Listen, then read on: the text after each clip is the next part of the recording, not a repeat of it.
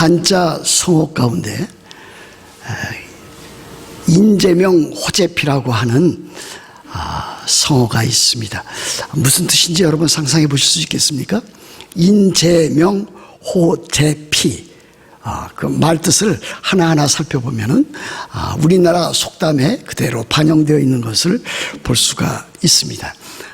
사람은 죽어서 이름을 남기고 호랑이는 죽어서 가죽을 남긴다라고 하는 그와 같은 뜻입니다. 그와 같은 뜻이 인제명 호제피 이렇게 한자말로 되어 있습니다. 그 뜻은 이런 것이 아니겠습니까?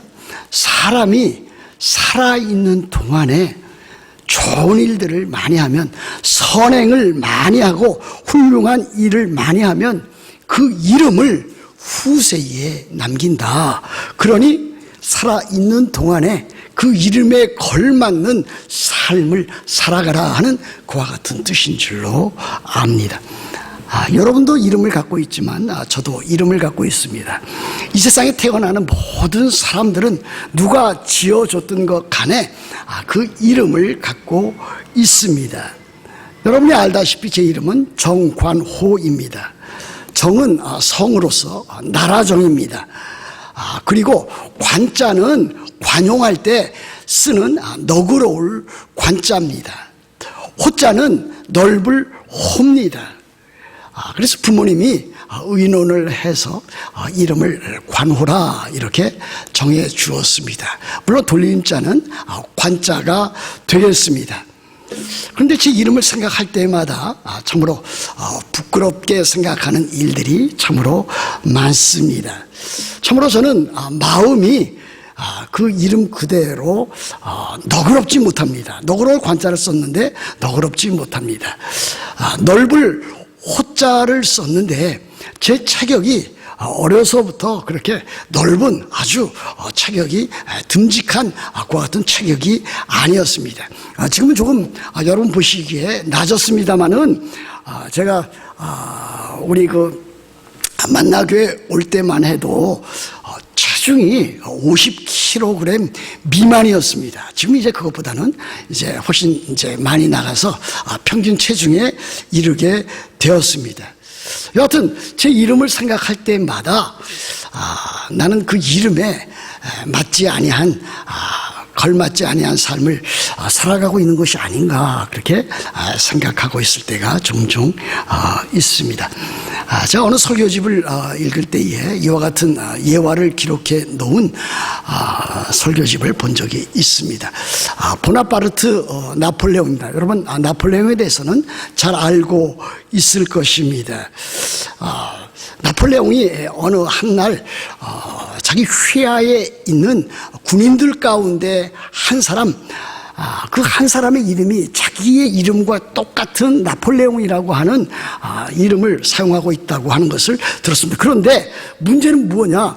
그 나폴레옹이라고 하는 그 휘하의 그 군사가 그 삶이, 말이나 행동이 참 소위 개차반과 같은, 개가 먹는 음식, 개똥과 같은 삶을 살아가고 있는 자라고 하는 것을 이 보나파르트 나폴레옹이 들었습니다. 그래서 그 나폴레옹이 어느 날 갑자기 또 다른 이름을 가진 나폴레옹 막사에 들어갔습니다. 들어가니 그 나폴레옹이라고 하는 그 군사가 얼마나 깜짝 놀랐겠습니까? 그때에 나폴레옹이 이렇게 묻습니다. 네 이름이 내 이름과 똑같은 나폴레옹인가? 그랬더니 뭐 당연한 그 아니겠습니까? 뭐 거수경례 했든지 어떻게 했든지 네 그렇습니다. 제 이름이 나폴레옹입니다. 그런데 내가 들으니 너는 네 삶이 참으로 엉망진창으로 산다고 하는 그와 같은 소문을 들었다. 그것이 사실인가 아닌가 또 물었습니다. 그런데 그것에 대해서는 아주 묵묵부답입니다. 묵묵부답이라고 하는 것은 그것을 그대로 인정하는 것과 다름이 아니었을 것입니다. 그랬더니 나폴레옹이 마지막으로 한마디를 던집니다. 그것이 사실이라면 자네 이름을 당장 바꾸도록 하라. 그렇지 않으면은 네 삶을 바꾸도록 하라. 이렇게 명령을 내렸다고 합니다. 여러분 그렇습니다. 우리들 각자의 이름을 갖고 있습니다. 그 이름은 나쁜 이름을 예전에는 막 붙여준 적도 있지만은 그러나 이제 시대가 변하면서 이름다운 이름을 붙여주는 것이 모든 사람들 모든 가정에 그와 같은 뜻이 될 것입니다. 그 사람의 이름 그 자체에는 그 사람의 인격과 됨됨이가 담겨 있습니다. 다시 말하면 누군가가 그 사람에 대해서 말하면 그 사람의 인격과 됨됨이를 떠올리게 됩니다. 그러므로 그 사람의 성품은 어떻고 그 사람의 성격은 어떻고 그 사람의 행동은 어떻고 그 사람의 그 업적은 어떠한지 그 이름만 들으면 우리들은 누구든지 그 사람에 대해서 아는 사람이라면은 그와 같은 것을 생각에 올릴 수가 있습니다. 그러므로 이름이라고 하는 것은 그 사람 자체를 가리키는 것이고 그 자체를 가리킬 뿐만이 아니라 그 사람이 지니고 있는 모든 됨됨이를 보여주고 있다고 하겠습니다. 그러므로 그 사람의 이름이라고 하는 것은 그 사람의 명예나 명성과도 매우 관계가 있습니다. 그래서 사람들은 그 이름을 매우 소중하게 여깁니다. 잠언 22장 1절에 이러는 말씀이 있습니다. 제가 청년이었을 때 이 말씀을 마음에 새긴 적이 있었습니다. 많은 재물보다 명예를 택할 것이요 은이나 금보다 은총을 더욱 택할 것이니라. 그래서 제가 마음에 새기기를 이제 앞으로 나는 돈이나 재물이나 그 밖에 여러 가지 일들보다는 참으로 명예, 명성을 내 마음에 새기고 살아가야 되겠다. 이것이 하나님의 뜻이라면 그렇게 해야 되겠다. 그렇게 마음의 결심을 한 적이 있었습니다. 여러분 돈은 있으나 명예를 잃은 사람을 우리들은 주변에서 많이 봅니다.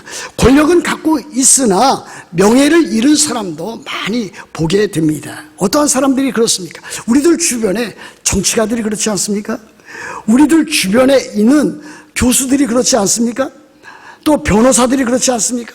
심지어 목사들 가운데서도 이름은 있으나 명예를 잃은 그 같은 사람이 많이 있는 것을 우리들은 보게 됩니다. 그렇다면 하나님은 어떻습니까? 참으로 하나님의 이름은 참으로 소중하고 귀중한 이름이 아닐 수 없습니다. 우리가 여호와 하나님을 생각하면 그 하나님 가운데 하나님의 존재와 하나님의 그 속성과 하나님의 인격과 하나님의 사역 이 모든 것들을 우리들은 종합적으로 우리들 마음에 새겨두고 있다고 하는 것을 발견하게 될 것입니다. 그래서 우리들의 삶이라고 하는 것은 오늘 제3계명에 나타나 있는 대로 하나님의 이름 곧 하나님을 영화롭게 하는 것이 우리들 삶의 가장 중요한 삶의 목적과 목표가 됩니다. 그것이 이제 출애굽기 20장 7절에 나타나 있지 않습니까? 이렇게 되어 있습니다. 너는 내 하나님 여호와의 이름을 망령되게 부르지 말라. 여호와는 그의 이름을 망령되게 부르는 자를 죄 없다 하지 아니하리라 그랬습니다. 하나님에 대해서 하나님께 예배하는 자의 자세가 어떠해야 하며 또 하나님의 이름을 일상적인 삶 가운데서 어떻게 드러내야 하는 것을 보여주고 있다 하겠습니다. 근데 여기 표현 가운데 보면은 너는 네 하나님 여호와의 이름을 망령되게 부르지 말라 그랬습니다. 망령되다. 사실 제가 어렸을 때에 이 표현을 사실 많이 듣고 자랐습니다. 나이가 많이 든 할머니나 또 할아버지나 그와 같은 사람들이 참 이상적인 행동, 삐뚤어진 행동 그와 같은 것을 행하면 저 노인 망령이 들었다 하는 것을 그와 같은 말을 제가 들은 적이 많이 있습니다. 늙거나 정신이 흐려서 말이나 행동에 있어서 정상적인 모습을 보여주지 못하는 행동 그것을 망령되다 이렇게 표현을 하였습니다. 그런데 하나님에 대해서 하나님의 이름이 망령되게 부르지 아니해야 된다라고 하는 것을 제3계명은 가르쳐 보여주고 있습니다. 이 망령되다라고 하는 것은 함부로 사용하지 말아라. 하나님의 이름을 함부로 남용하지 말아라. 헛되게 사용하지 말아라. 경박하게 사용하지 말아라. 또 농담거리로라도 사용하면은 결코 되지 아니한다. 이렇게 말할 수 있습니다. 영어 성경을 좀 참조해 보면은 이 망령되게라고 하는 그 표현을 in vain 또는 망령되게 하다, 망령되게 부르다라고 하는 것을 misuse 이렇게 표현하고 있습니다. 세상 사람들은 하나님의 이름을 망령되게 그렇게 일컫고 부르고 있습니다. 그런데 심지어 우리 그리스도인들, 하나님의 자녀, 하나님의 백성들조차도 삶 가운데, 신앙과 생활 가운데 망령되게 부를 수 있다 또는 부르고 있다 그렇게 말하지 아니할 수가 없습니다. 그럼 우리들이 언제 하나님의 이름을 망령되게 그렇게 부를 수 있겠는가, 부를 경우가 있겠는가, 그와 같은 것들을 살펴보아야 되지 않겠습니까? 우리들이 공적 예배 가운데서도 하나님의 이름을 잘못 그렇게 사용할 수 있습니다. 여러분, 우리들은 지금 예배 가운데 나와 있습니다. 하나님 앞에 나와 있습니다. 예배 드리고 있습니다. 그러나 예배하면서 아무 의미 없이, 아무 뜻 없이, 아무 생각 없이 그렇게 자리에 앉아 있거나 또는 딴 생각만 하면서 자리에 앉아 있을 수 있다. 그러면서 그것을 예배라고 여길 수 있다라고 하는 그와 같은 생각입니다. 예배 시간에 하나님께 집중하지 못하고 여러 가지 잡생각에 휘둘릴 때가 없지 않아 있습니다. 그것은 곧 하나님을 또는 하나님의 이름을 망령되게 하는 것과 다름이 아닙니다. 예배할 때는 온전히 하나님께만 집중을 해야 됩니다. 다른 여러 가지 일들이 많이 참으로 있었고 이루어지고 있고 이루어질 것이지만은 거기에 자기의 생각이라든지 마음이 뺏겨서는 아니 됩니다. 자리에 앉아 있는데 문은 잘 잠그고 왔는지, 혹시 가스 밸브에 그 밸브는 제대로 잠갔는지, 교회당 주변에 차를 파킹했는데 차를 파킹해 놓고 주차하면서 참은 그것을 제대로 잘 잠궜는지, 그 같은 것들이 생각이 나면서 예배에 집중하지 못할 경우가 있습니다. 찬송가를 부를 때도 마찬가지입니다. 우리 교회 교인들은 찬송할 때에 우리 지휘자 집사님이 우리 교회 교인들은 찬송을 참 잘 이렇게 찬양하고 있다 하는 말씀을 들을 때 제 마음이 많이 기뻤습니다. 찬송을 할 때는, 찬송가 또는 찬양을 할 때는 그 찬양에 대한 그 가사와 또 그 내용에 집중할 수 있어야 될 것입니다. 그런데 어떤 사람은 아주 가끔 찬송할 때에 그냥 아무 생각 없이 입만 벌리는 사람이 있습니다. 그래도 그것은 또 어떨 땐 또 나온 것입니다. 어떤 사람은 아주 전혀 반응이 없이 입도 벌리지 아니하고 소리도 내지 아니하는 그와 같은 사람이 있습니다. 찬양을 할 때는 입을 크게 벌려서 크게 찬양을 해야 됩니다. 자기의 형편이 어떻든지 그 시간에 하나님께서 내게 이루어 놓으신 그와 같은 구원의 큰 일을 인하여 하나님 앞에 큰 소리로 찬양할 수 있어야 될 것이고, 마음의 중심으로 진심으로 그렇게 불러야 합니다. 기도할 때도 역시 마찬가지입니다. 팬데믹 기간에는 우리가 지금 공적인 예배 기간 동안에 우리들은 대표기도, 성도의 그 대표기도를 하고 있지는 않습니다. 언젠가는 참으로 우리들이 이것을 제자리에, 제 위치에 놓아야 한다고 생각하고 있습니다. 우리들이 대표기도 할 때는 어떻게 해야 됩니까? 하나님을 향해서 하나님께 하는 기도가 되어야 합니다. 사람에게 나타내 보이려고 하는 기도가 되어서는 아니 됩니다. 참으로 자연스럽게 나와서는 기도이건 기도문을 써서 기도하건 어떠한 기도이건 간에 그 기도는 사람을 향해서 하는 기도가 아니라 하나님을 향해서 하나님 앞에 올려드리는 그와 같은 기도가 되어야 합니다. 물론 개인 기도도 마찬가지가 아니겠습니까? 사람을 향해서 또 사람이 들으려고 또 사람에게 어떤 사람을 향해서 그렇게 해서는 아니 됩니다. 한번 말씀드린 기억이 있습니다만은 제가 미시시피주 잭슨에 2년 동안 이제 Reformed Theological Seminary라고 하는 곳에서 공부한 적이 있었습니다. 그때 거기에 잭슨 한인교회 한 교회가 있었는데 제가 목사가 되었고 거기에서 이제 공부를 하니까 그곳에 있는 담임 목사님께서 교육 목사라고 하는 그 자리를 제게 맡기면서 아이들을 가르치라 이렇게 참 임무를 주셨습니다. 그러나 교육 목사라고 하지만은 교육 목사만 하는 것이 아니고 주일 예배, 또 주일학교 예배, 또 그리고 또 수요 예배, 또 성경 공부 이와 같은 여러 모임에 참여하게 되어 있었습니다. 근데 어느 날 수요 예배로 제가 기억이 나는데 그때에 우리 집사람은 뭐 잘 알고 있는데 아마 기억이 지금 더 나는지 모르겠습니다.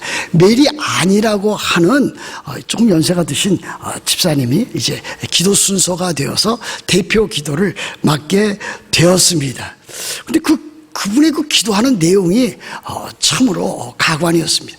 그분이 이렇게 기도를 시작을 하였습니다. 하나님, 제가 누구라고 이름을 꼭 밝히지는 않겠지만 이 자리에 아주 나쁜 집사 한 분이 그러면서 기도를 하고 있었습니다. 여러분, 그 기도는 무엇입니까? 하나님께 하는 기도입니까? 만약 하나님께 하는 기도라면은 그건 개인적인 기도로 마땅해야 될 것입니다. 그런데 그 기도는 바로 그 자리에 앉아 있는 자기와 관계가 틀어진 그 나쁜 집사 또는 그 자리에 앉아있던 모든 회중들이 들으라고 한 그와 같은 기도였다고 하는 것을 쉽게 파악할 수가 있었습니다. 또 어떤 분은 이렇게 기도하는 것을 제가 들었습니다. 주일날 강단에서 대표 기도하면서 그 교회에 있었던 여러 가지 일들 가운데 사실 팩트가 아닌 것을 마치 팩트인 것처럼 교인들에게 참으로 들으라고 강요하면서 기도하는 내용을 제가 들은 적이 있습니다.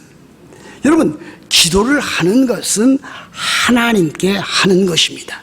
우리들이 기도할 때는 늘 참으로 사람을 의식하지 아니하고 하나님께 하는 기도라 이렇게 해야지 하나님의 이름을 망령되게 부르지 아니하는 것입니다.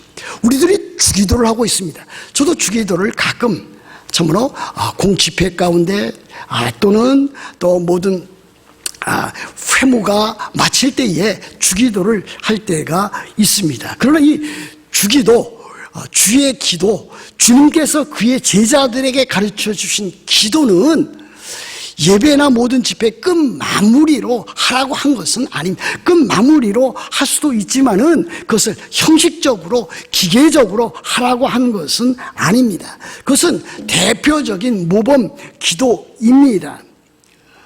그러므로 우리들은 주기도 할 때라도 그것을 주문하듯이 그냥 형식적으로 기계적으로 할 것이 아니라 거기에 담겨져 있는 참으로 그 뜻을 또는 단어 하나를 마음에 새기면서 우리들이 주기도를 그렇게 해야 될 것입니다. 주기도 가운데 이런 구절이 있지 않습니까?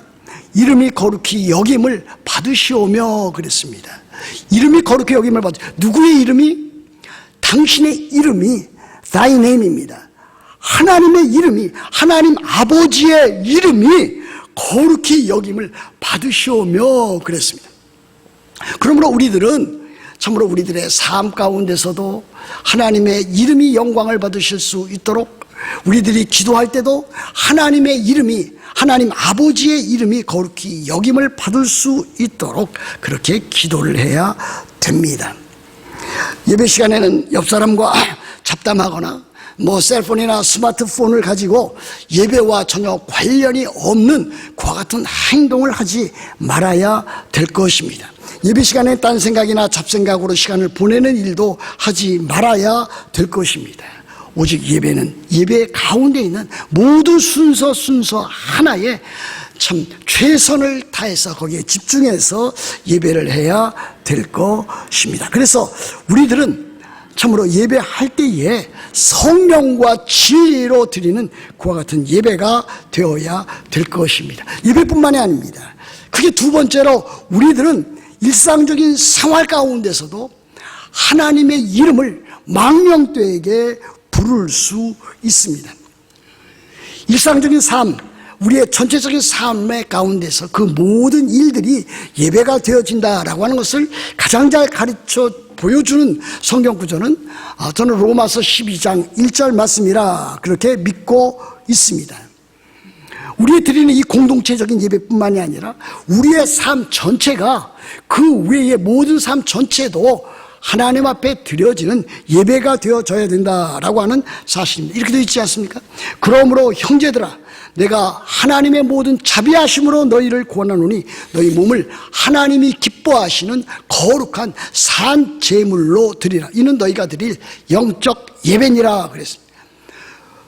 우리의 몸을, 우리의 삶 전체를 참으로 하나님이 기뻐하시는 거룩한 산 제물로 드리라. 그렇게 사도 바울은 권면하고 있습니다. 그러므로 우리들은 우리들의 언어 생활에 있어서도 하나님의 이름이 참으로 잘 영광스럽게 드러날 수 있도록 그렇게 해야 될 것입니다. 그런데 그리스도인들도 하나님의 이름을 생활 가운데서, 언어 생활 가운데서 마구 사용할 때가 종종 있습니다. 또 주변에 있는 많은 사람들이 그렇게 사용하니까 그렇게 사용하지 않으려 하다가도 자기도 모르게 툭툭 튀어나오는 경우를 우리들은 볼 수 있습니다. 뭐 어떤 경우가 있겠습니까? 뭐 조그만 일이 생기면 오 마이 갓 뭐 이렇게 표현을 하고 있습니다. 심지어 어떤 사람은 지저스 크라이스트 하는 그와 같은 용어를 사용하는데 욕지거리로 그렇게 사용하는 사람들도 드라마를 통해서도 볼 수가 있습니다. 가장 거룩하게 사용되어져야 할 그 이름이 이렇게 망령되게 마구 남용되어지는 경우도 볼 수 있습니다. 여러분, 주여라고 하는 말이 얼마나 소중한 말입니까? 그런데 이 주여라고 하는 말이 남용되어질 때도 많이 있습니다. 아주 재미나는 예로 한국에 우리 계셨던 우리 외숙모님이 이 연초가 되면은 이제 뭐 구정이 되면은 이제 온 가족 식구들이 모이고 친척들도 모이고 있지 않습니까? 그럼 뭘 합니까? 뭐 음식을 나눠 먹은 다음에 그 여가의 시간에 윷놀이를 하지 않습니까? 그럼 우리 외숙모님이 윷놀이를 할 때마다 그것을 윷가락을 던지면서 뭐라고 외치는지 아십니까? 주여! 주여! 이러면서 던집니다. 그것을 들으면서도 제 마음이 그렇게 편치 않았던 그와 같은 일들이 있었습니다.